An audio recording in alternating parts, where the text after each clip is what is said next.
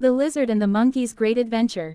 In a lush rainforest, where the sun painted golden streaks through the thick canopy, lived two unlikely friends, a clever monkey named Kavi and a wise old lizard named Bindu.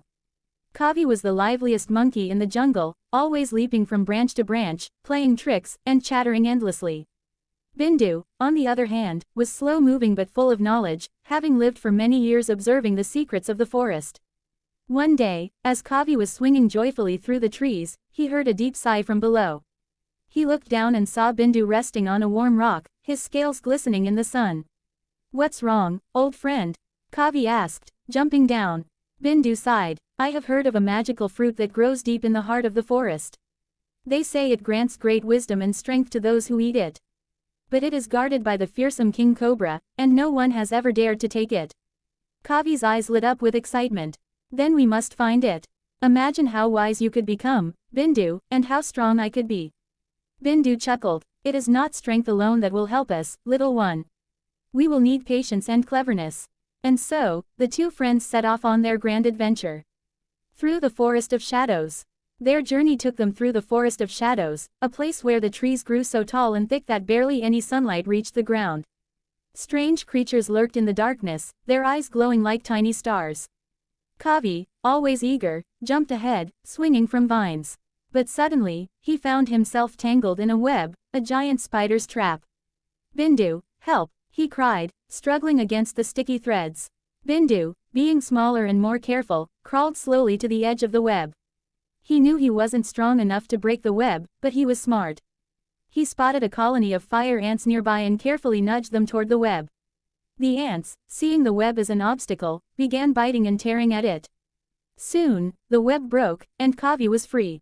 "You see," Bindu said wisely, "sometimes the smallest creatures can solve the biggest problems." Kavi grinned. "You're right, I must learn to think before I leap." Crossing the River of Whispers. Next, they arrived at the River of Whispers, where the water flowed eerily silent, despite its rapid current. Legends said that spirits lived beneath the surface, pulling in those who tried to cross without respect. Kavi, being an excellent climber, started looking for a tree branch to swing across. But the trees were too far apart. "How will we cross?" he asked. Bindu looked at the river carefully. He noticed that the rocks in the water created small stepping stones, but some were covered in moss, making them slippery. "I will go first," Bindu said.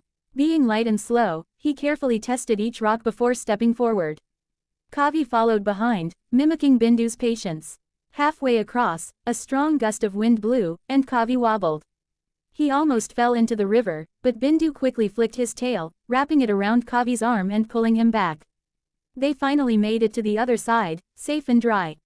Kavi bowed to Bindu. "You are truly wise, my friend. I have much to learn from you." After days of traveling, they finally reached the cave of the King Cobra, where the magical fruit grew. The entrance was guarded by a massive snake with golden scales and piercing black eyes. "Who dares enter my domain?" the cobra hissed. Kavi gulped, but Bindu stepped forward. "Great King Cobra, we do not come to steal but to seek your wisdom. We have traveled far to understand the secrets of the magical fruit." The cobra narrowed its eyes.